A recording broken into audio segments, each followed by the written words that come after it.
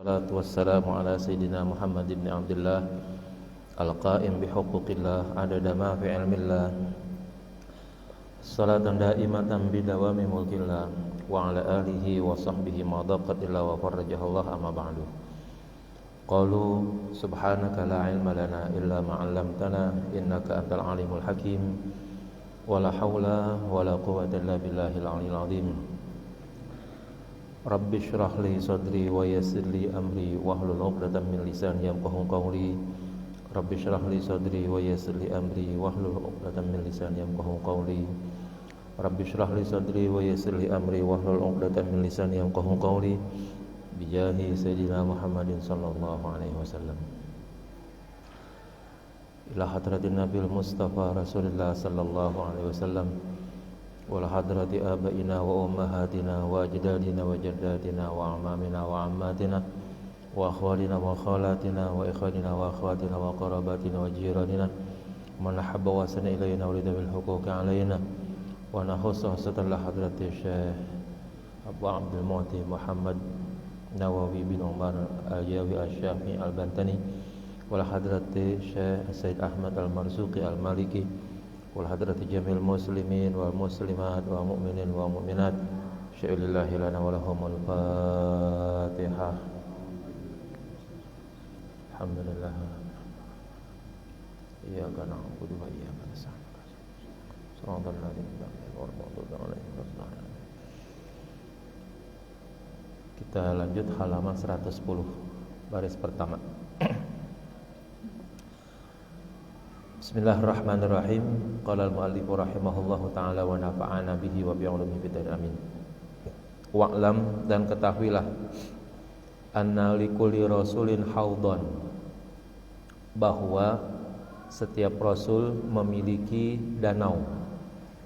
Tashrabu minhu ummatuhu, di mana umatnya minum dari danau itu. Wa a'zamuha, akan tetapi yang paling besar di antara danau tersebut haudu sayyidina Muhammadin sallallahu alaihi wasallam, adalah danaunya Rasulullah Sayyidina Muhammad sallallahu alaihi wasallam. Wa anna man syariba syurbatan, dan bahwa siapa saja yang minum satu teguk, satu kali minum doang itu, la yazma'u abadan, tidak akan haus selama-lamanya. Saqanallahu minhu, semoga Allah memberikan kita minuman tersebut dari danau, dari telaganya Rasulullah sallallahu alaihi wasallam.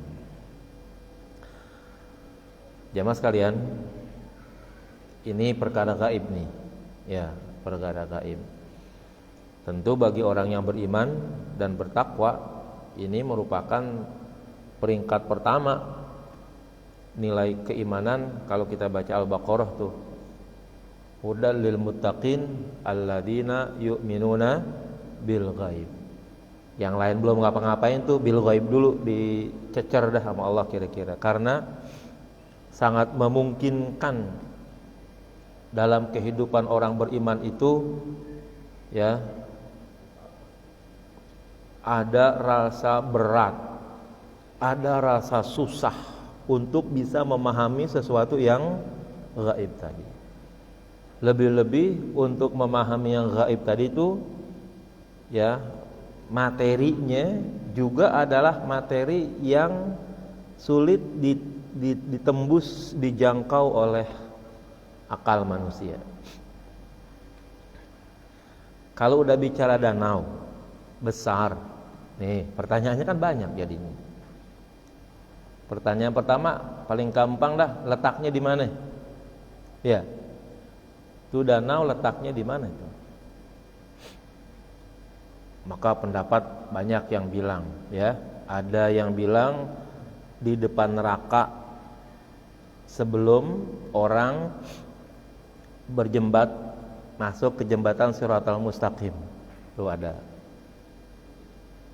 Jadi siapapun katanya orang yang beriman itu dapat sih katanya minum dari situ.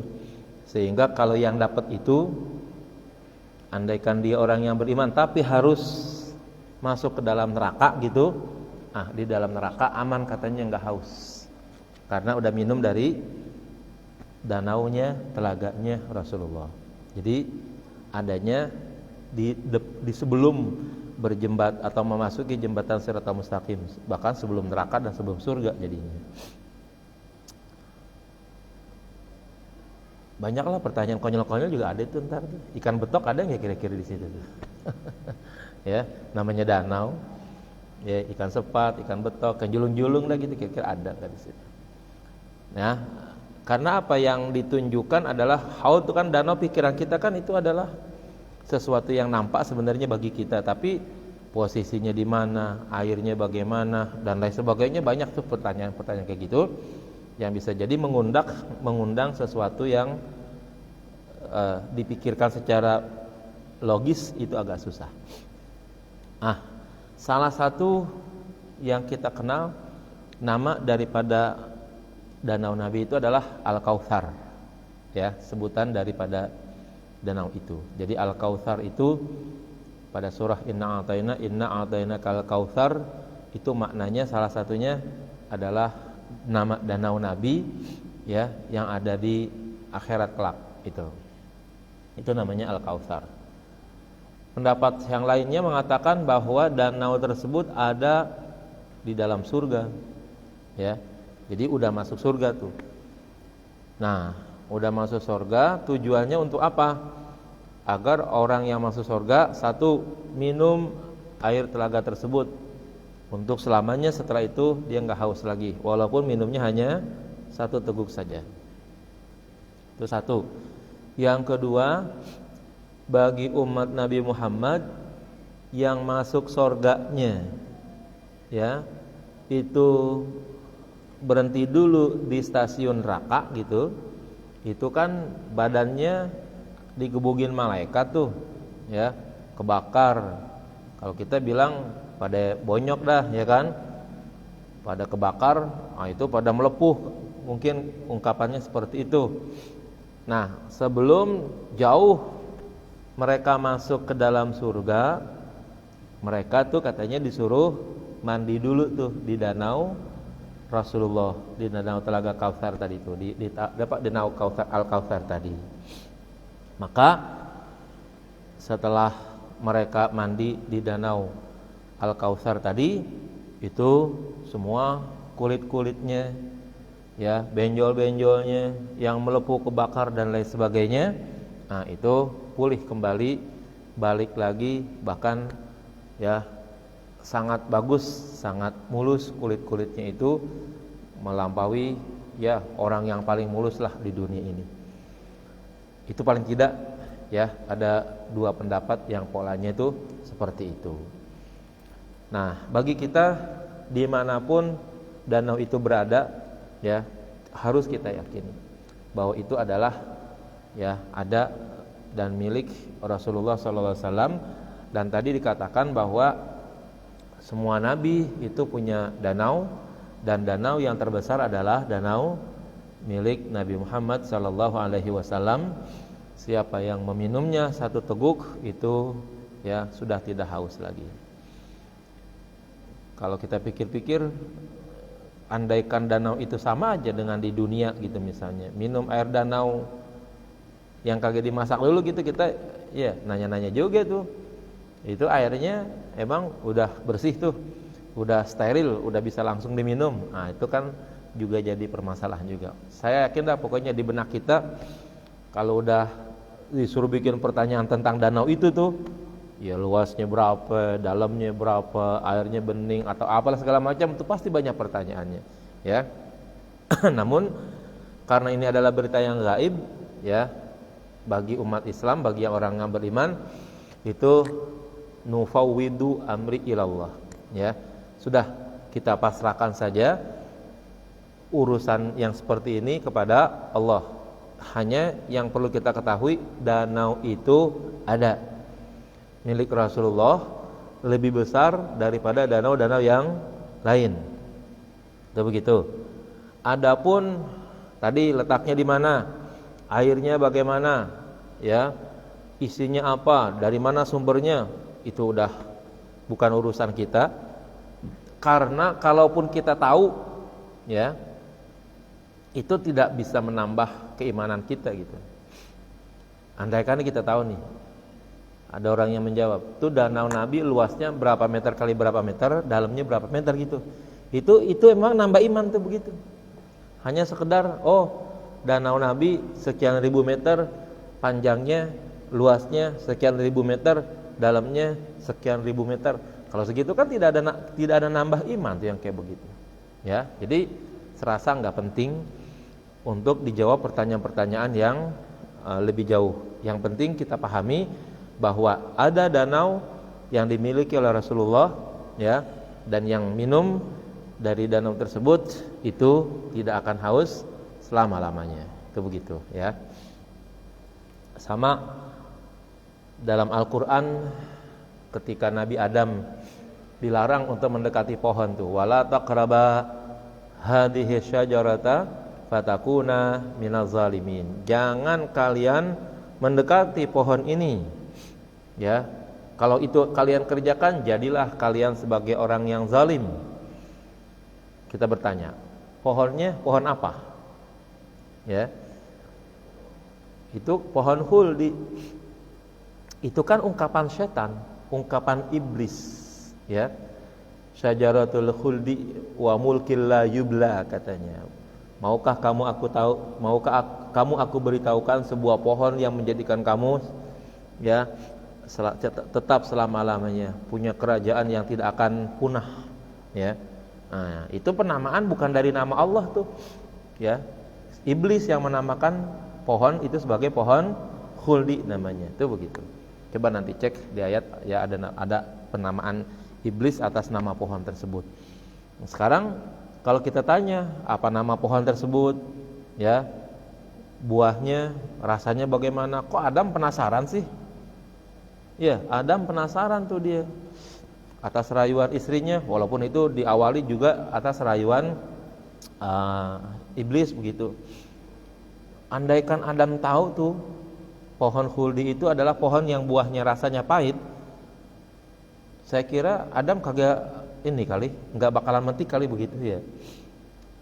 Yang digodain Adam awalnya nggak kena, digodain Hawa kena tuh, sampai nyuruh Adam, ya. Adam akhirnya mau juga.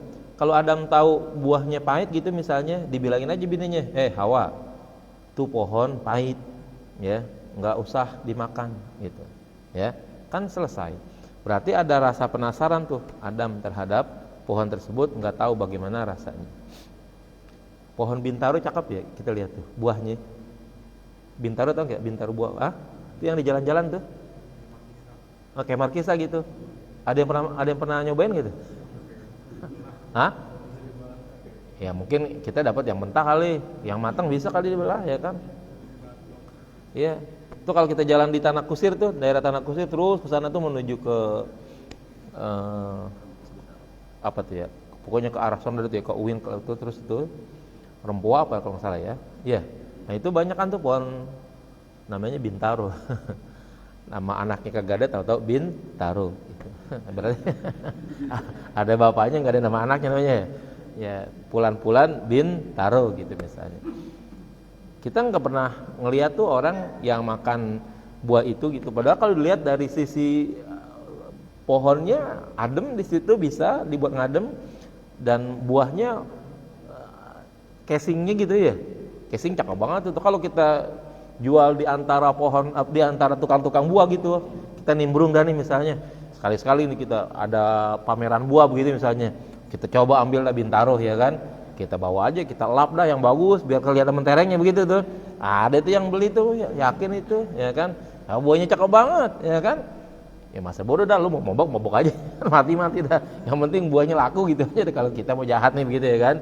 Kita kagak tahu tuh rasanya bagaimana, karena buahnya cakep. Mungkin begitu juga kali itu Adam melihat buah khuldi sebagai buah yang bagus, yang indah, ya. Mungkin juga dia merasakan bahwa rasanya mungkin enak gitu. Nah itu tuh.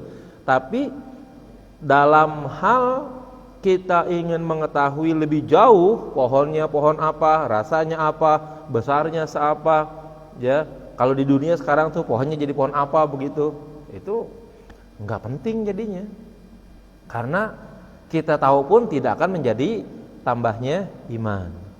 Ya.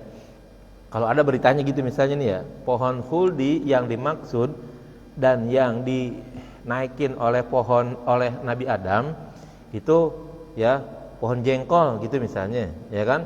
Itu yakin tuh semua orang di rumahnya nanam pohon jengkol gitu. Sebab itu pohon yang sangat berkesan banget, gara-gara pohon jengkol Adam diturunin ke dunia, kan begitu ya kan? Itu begitu. Dan itu bisa jadi laku tuh orang jual, ya kan? Nih dia nih pohon yang dulu di sorga Adam turun gara-gara pohon ini nih, ya kan? Ceritanya kan pasti begitu, ya kan? Di Indonesia kan orang gampang banget dibodoh-bodohin, ya kan? Pohonan yang tadinya biasa-biasa aja, masukin dah majalah Trubus aja, ya kan? Dengan polesan foto yang bagus begitu, ya, beritain bahwa ada ya tuan takur yang berani beli pohon itu 1 miliar. Udah orang piara dah tuh semuanya, ya kan? Ya, banyaklah pohon-pohon yang udah masuk Trubus terus viral begitu. Udah banyak orang punya, ya kan? Terus lagi ngelambung-lambungnya yang punya udah jual semuanya, bleng, hilang aja udah kagak ada yang laku lagi, ya. Biasa tuh seperti itu. Nah, ini yang kayak gini kan namanya tidak menambah keimanan. Jadi nggak perlu diketahui sampai sejauh-jauhnya. Tetapi kasus bahwa memang Allah melarang Nabi Adam untuk mendekati sebuah pohon, baik itu sebagai sebuah peristiwa yang memang menjadi sebab turunnya Adam, atau apapun latar belakang pohon itu diciptakan, ya. Nah, itu memang harus diyakini dan diimani, itu ada kejadiannya, ada peristiwanya. Karena apa? Al-Qur'an menggambarkan peristiwa tersebut, begitu, ya.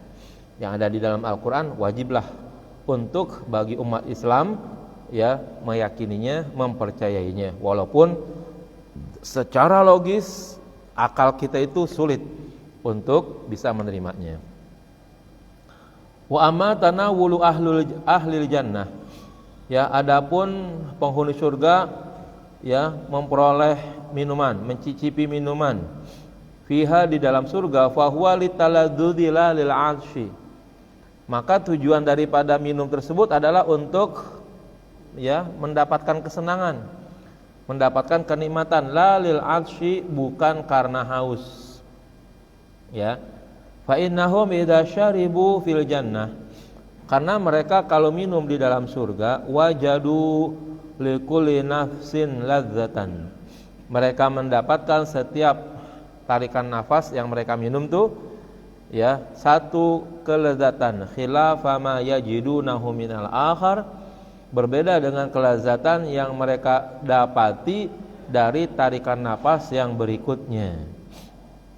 Wakada, demikian juga, idza akalu, jika mereka makan, fayajiduna likulli luqmatin, maka mereka mendapatkan pada setiap suap lazatan, satu kelezatan, satu kenikmatan, khilafa ma yajidunahu minal ukhra, berbeda dengan yang mereka temukan dari suapan-suapan yang lainnya. Ini yang perlu kita perhatikan. Yang pertama, orang-orang yang ada di surga makan bukan gara-gara lapar. Tuh, ya, nggak ada lapar di sana tuh. Tapi makan itu adalah untuk bersenang-senang. Minum bukan gara-gara haus, tapi minum untuk bersenang-senang. Tuh begitu. Maka di dalam hadis itu dikatakan, siapa yang makan dan minum dalam rangka bersenang-senang di dunia, maka mereka tidak akan mendapatkan makanan dan minuman yang mereka pergunakan untuk bersenang-senang di akhirat. Kalau minuman nih yang kayak begini dah nih, ini namanya minuman pokok nih kita. Air putih dah ya yang ini. Bagi mereka yang haus, siapapun cukup minum air putih. Ya. Bagus, sehat, selesai. Kalau seandainya ada orang sampai minum minuman keras, ya, harganya mahal, merusak tubuh, merusak akal, itu apa hebatnya kalau begitu, ya? Kok barang rusak, barang merusak badan dibeli dengan harga yang mahal. Padahal kalau buat kebutuhan sekedar minum air putih sudah cukup. Berarti kalau begitu minum minuman memabukkan tersebut, khamar dan sejenisnya, Itu adalah minum yang ditujukan untuk bersenang-senang di dunia. Nah, itu kira-kira begitu. Orang-orang yang bersenang-senang di dunia dengan cara seperti itu, nanti mereka tidak bisa bersenang-senang di akhirat. Kita kalau mau beli minuman keras tuh yang kayak begitu tuh, belinya di Perancis sana tuh. Cari di hotel yang nyimpen perasan anggur ya tahun 15 sekian gitu. Ada tuh ya. Tahun 17 sekian. Itu harganya ya. Jangan-jangan kalau kita jual rumah kita, tambahin sama rumah tetangga kita jual gitu tuh ya kan. Itu kagak kebeli tuh minuman 1 drum itu tuh ya.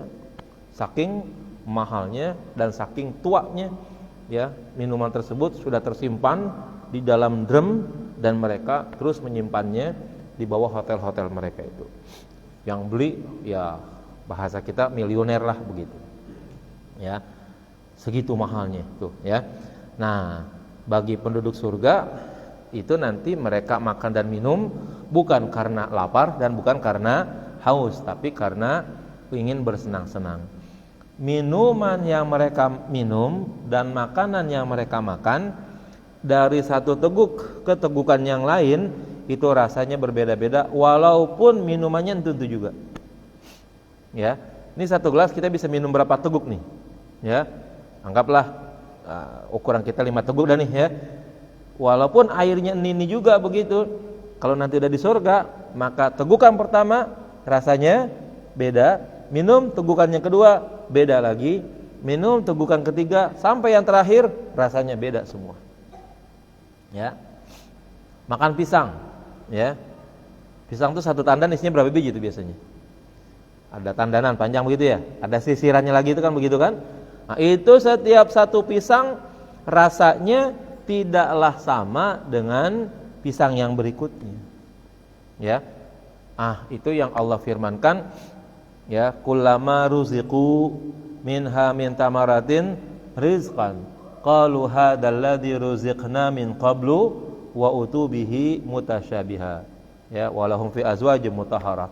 Dan manakala mereka diberikan rizki, diberikan makanan ya di surga itu min samaratin dalam bentuk buah-buahan, rizqan sebagai anugerah, sebagai rizki ya, qalu mereka berkata hadzal ladzi ruziqna min qablu, ini kan yang kemarin kita dikasih nih ya, ini yang udah kita dikasih ya, tapi wa utubihi mutasyabiha, mereka diberikan dalam bentuk yang berbeda-beda tapi rasanya berlainan. Wa utubihi mutasyabiha, mereka diberikan dalam bentuk yang sama tetapi rasanya berbeda-beda.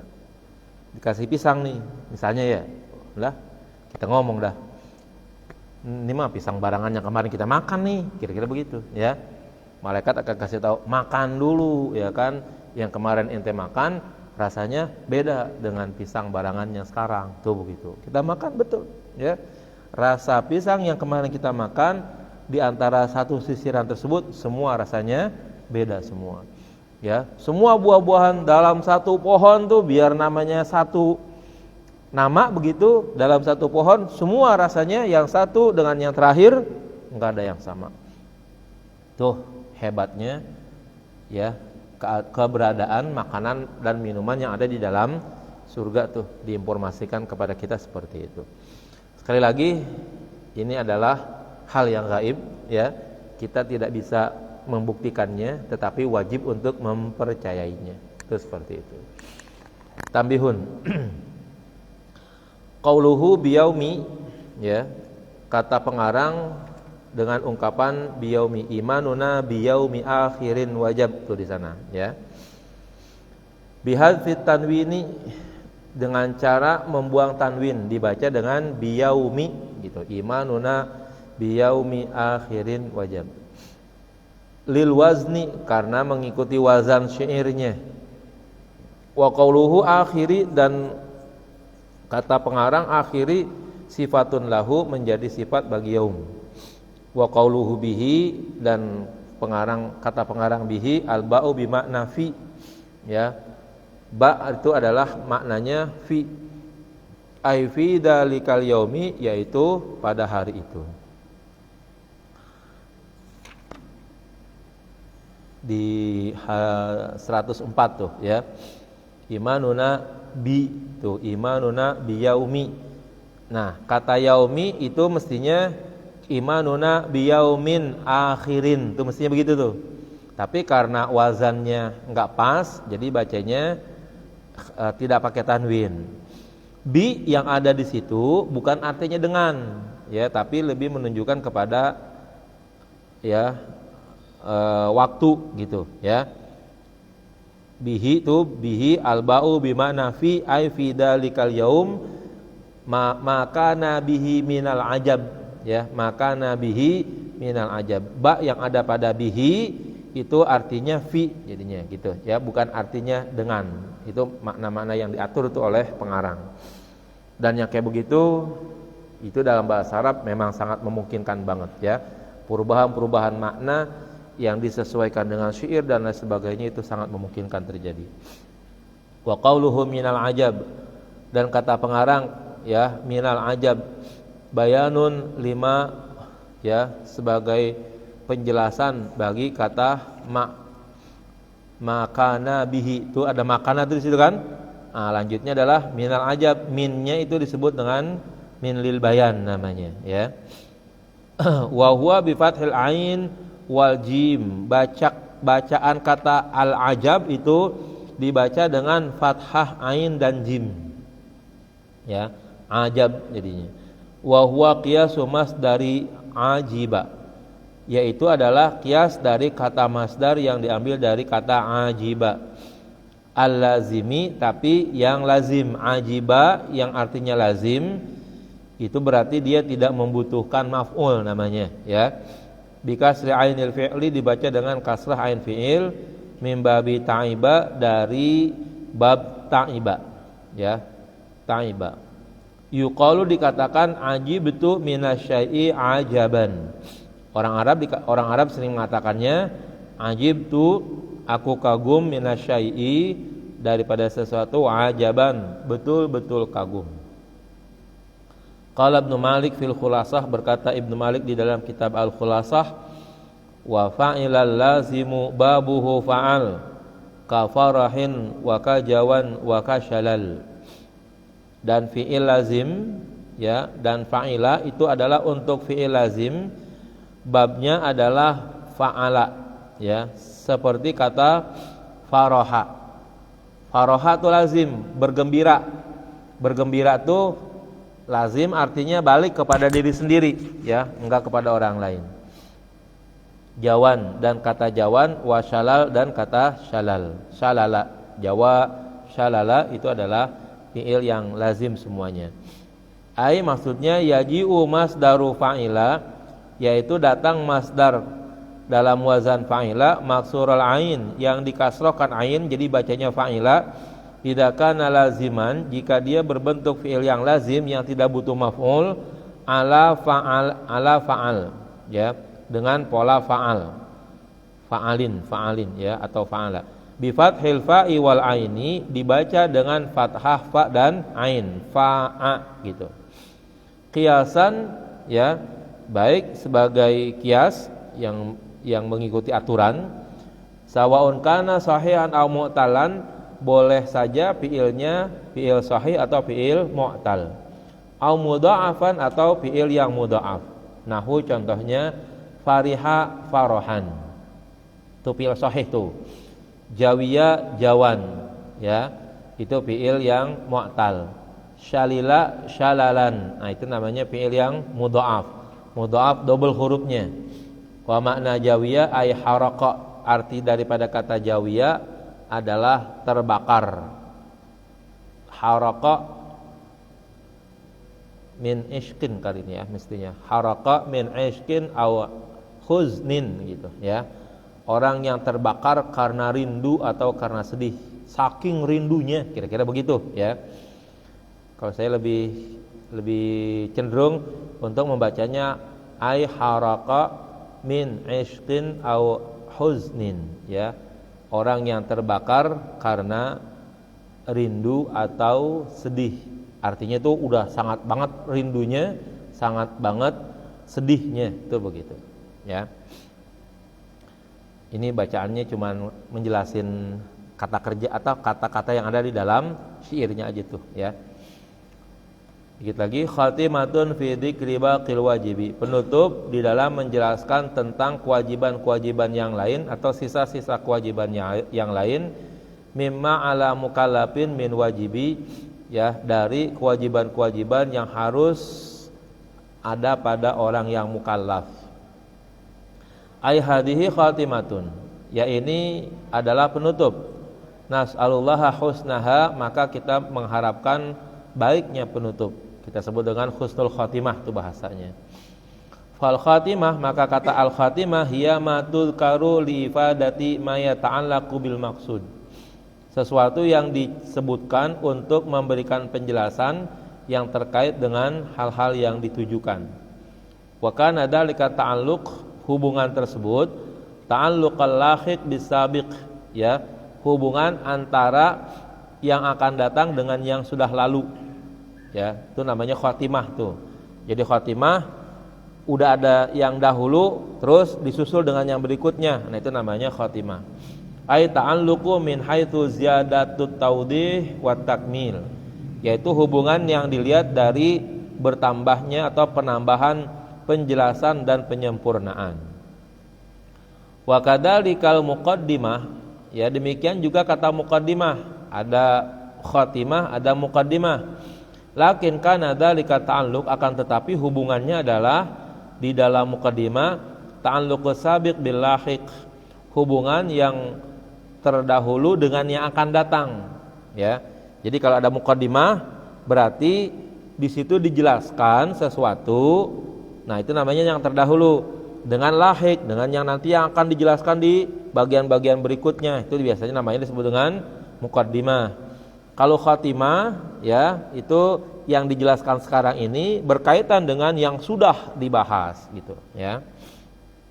Ayat at-ta'alluqa min haitsul i'anah, yaitu hubungan dilihat dari i'anah, ya, memberikan penjelasan atau pertolongan fi syuru' di dalam memulai ala wajhil basirah, menurut pandangan atau pikiran. Bi khilafit taqsim, berbeda dengan pembagian, ya, taksim.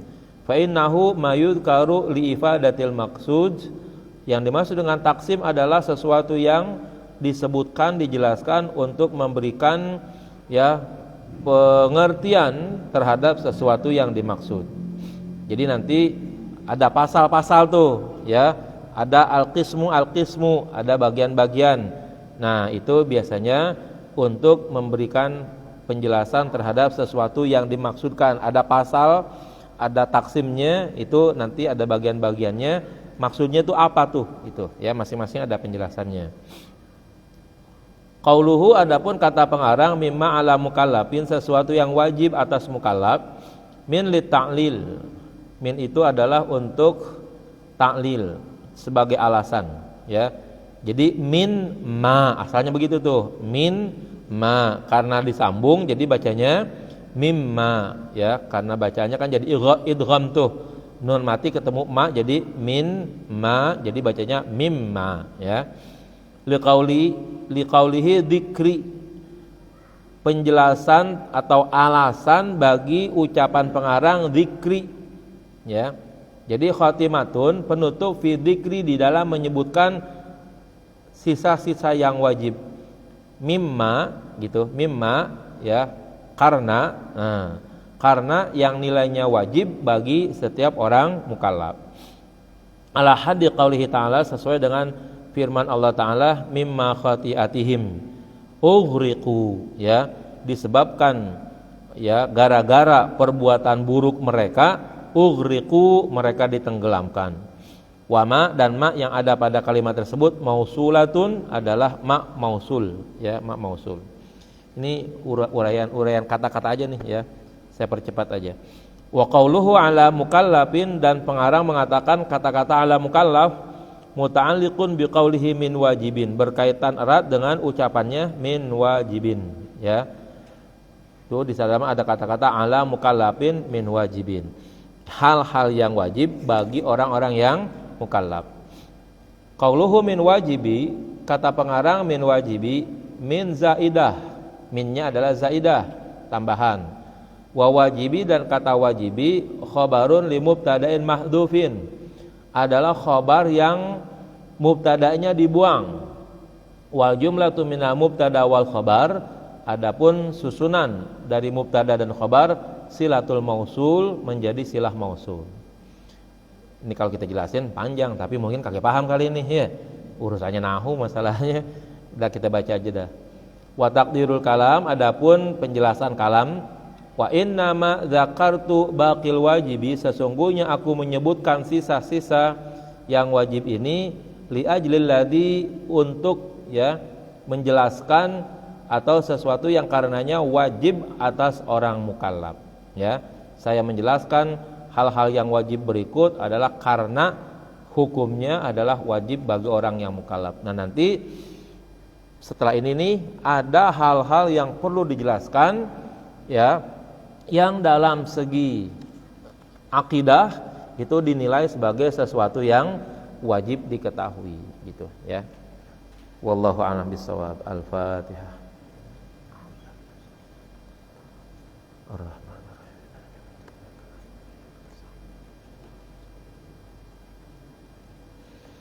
Bismillahirrahmanirrahim. Alhamdulillahirabbil alamin. Allahumma shalli ala sayidina Muhammad wa ala ali sayidina Muhammad. Allahumma arzuqna fahman nabiyyin hafzal mursalin siratan muqarrabin. Allahumma anfa'na bima 'allamtana wa 'allimna ma yanfa'una wa 'allimna ma jahilna. Allahumma ja'alna wa auladana wa banatina wa dzurriyyatina min ahli wal khairu la taj'alna wa yahum min ahli syarri wa dhir wa tah qulubana wa qulubahum bil 'arifin wa ahlina wa yam siratal mustaqim siratal ladzina an'amta 'alaihim ghairil maghdubi 'alaihim waladdallin. Rabbana atina fid dunya hasanah fil akhirati hasanah wa qina adzabannar. Sallallahu alaihi wasallam Muhammad walhamdulillahirabbil alamin. Mohon maaf. Assalamualaikum warahmatullahi wabarakatuh.